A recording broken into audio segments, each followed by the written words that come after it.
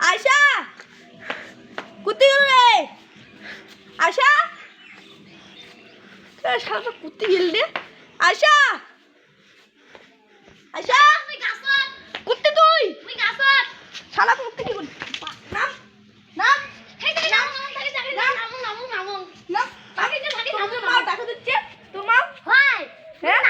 নাম নাম কি নেই কেমন নেই চল চল তোর মা ডাকছে চল তোমার মা ডাকছে চল তোমার ডাকছে চল সত্যি ডাকাইবে হ্যাঁ লাঠি ধরে আছে